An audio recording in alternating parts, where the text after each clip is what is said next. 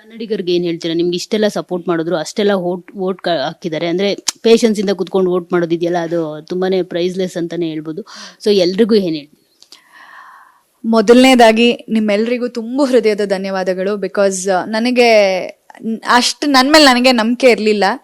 ಯಾಕೆ ಅಂತಂದ್ರೆ ನಾನು ಮಾಡಿದ ಪಾತ್ರದಲ್ಲಿ ನೀವು ನನ್ನ ಇಷ್ಟಪಟ್ಟಿದ್ರಿ, ಅಷ್ಟು ಪ್ರೀತಿ ಕೊಟ್ಟಿದ್ರಿ. ಬಟ್ ಮೋಕ್ಷಿತಾಗಿ ನೀವು ನನ್ನನ್ನು ಅಷ್ಟು ಇಷ್ಟಪಡ್ತೀರಾ ಅಂತ ನಾನು ಅನ್ಕೊಂಡಿರ್ಲಿಲ್ಲ. ಬಟ್ ನಾನು ಒಳಗಡೆ ಅಲ್ಲಿ ಎಷ್ಟೇ ನನ್ನನ್ನು ಕಾಲೆಳೆಯೋದಕ್ಕೆ ಟ್ರೈ ಮಾಡಿದ್ರು ನೀವು ಆಚೆ ಎಲ್ಲೂ ನನ್ನನ್ನು ಬಿಟ್ಕೊಡ್ದೆ ನನ್ನನ್ನು ಇಲ್ಲೇ ಕೂರಿಸಿದ್ದೀರಾ ಯಾವಾಗ್ಲೂ. Thank you so much. ನಿಮ್ಮೆಲ್ಲರ ಪ್ರೀತಿ, ವಿಶ್ವಾಸ, ಸಪೋರ್ಟನ್ನೇ ನನ್ನನ್ನು ಟಾಪ್ 4ವರೆಗೂ ಕರ್ಕೊಂಡೋಗಿದ್ದು. ನಿಮ್ಮ ಪ್ರೀತಿ ಇರಲಿಲ್ಲ ಅಂದಿದ್ರೆ ನಿಜವಾಗ್ಲೂ ನಾನು ಟಾಪ್ 4ಅಲ್ಲಿ ಇರ್ತಿರ್ಲಿಲ್ಲ. ಆ್ಯಂಡ್ ನಿಮ್ಮ ಪ್ರತಿಯೊಂದು ವೋಟ್ಸ್ಗೂ ಬೆಲೆ ಇದೆ. ಬಿಕಾಸ್ ಲೀಸ್ಟ್ ವೋಟೇ 64 lakh ಅಂತಂದ್ರೆ ನಾನು 4th ಅಲ್ಲಿ ಎಲಿಮಿನೇಟ್ ಆಗಿದ್ದೀನಿ. 4th ಅಲ್ಲಿ ಕಮ್ಮಿ ಅಂದ್ರೂ 1 CR ವೋಟ್ ಅಂತೂ ಇದ್ದೇ ಇರುತ್ತೆ, 1 ಕೋಟಿ ವೋಟ್ ಅಂತೂ ಬಂದಿರುತ್ತೆ.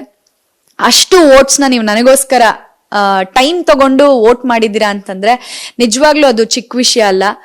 ಅಂಡ್ ಒಳಗಡೆ ನಾನು ಏನ್ ಹೋರಾಡ್ತಿದ್ನೋ ಹೊರಗಡೆ ನೀವು ನನಗೋಸ್ಕರ ಅಷ್ಟು ಹೋರಾಡಿದೀರಾ, ಎಲ್ಲೂ ಬಿಟ್ಕೊಟ್ಟಿಲ್ಲ, ಎಲ್ಲೂ ನಾನು ಕೆಳಗ್ ಹೋಗಕ್ ನನ್ನನ್ನು ಬಿಟ್ಟಿಲ್ಲ. ಪ್ರತಿ ವಾರ ನಾಮಿನೇಟ್ ಮಾಡಿ ನಾವಿದೀವಿ ಅಂತ ತೋರಿಸಿದೀರಾ. ಅಷ್ಟಿದ್ರೂ ನಾನು ಅಲ್ಲಿ ರೇಟಿಂಗ್ಸ್ ಅಲ್ಲಿ ಇಟ್ಕೊಳ್ಳೋವಾಗ 5th ಪೊಸಿಷನ್ ನಾನು ಇಟ್ಕೊಂಡ್ಬಿಟ್ಟೆ. ಸಾರಿ, ಯಾಕೆ ನನಗೆ ಗೊತ್ತಿರ್ಲಿಲ್ಲ ನೀವುಗಳು ನನ್ನ ಇಷ್ಟಪಡ್ತಿದ್ರಿ ಅಂತ. ಅದರಿಂದ ನಿಮ್ಗಳಿಗೆ ಬೇಜಾರಾಗಿದ್ರೆ I am very sorry for that.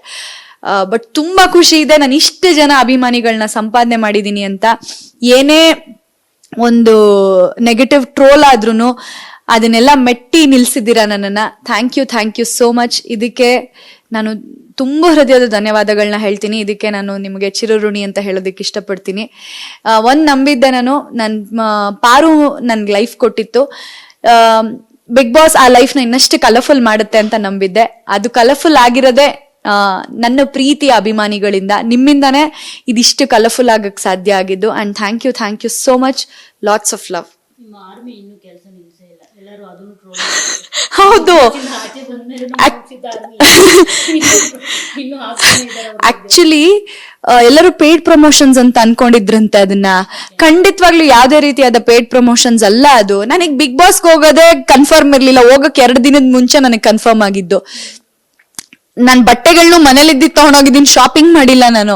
ಅಂಥದ್ರಲ್ಲಿ ನೀವ್ ಯೋಚನೆ ಮಾಡಿ ಎಲ್ಲಿ ಇವ್ರನ್ನೆಲ್ಲ ಹುಡುಕಿ ನಾನು ಪೇಡ್ ಪ್ರಮೋಷನ್ಸ್ ಮಾಡಿಸ್ಲಿ. ನನಗಿರೋ ಫಾಲೋವರ್ಸ್ ಆಗ್ಲಿ, ಫ್ಯಾನ್ಸ್ ಆಗ್ಲಿ, ಯಾವ್ದು ಪೇಡ್ ಫ್ಯಾನ್ಸ್ ಆಗ್ಲಿ, ಪೇಡ್ ಪ್ರಮೋಷನ್ಸ್ ಆಗ್ಲಿ, ಎಲ್ಲ organic and genuine fans. So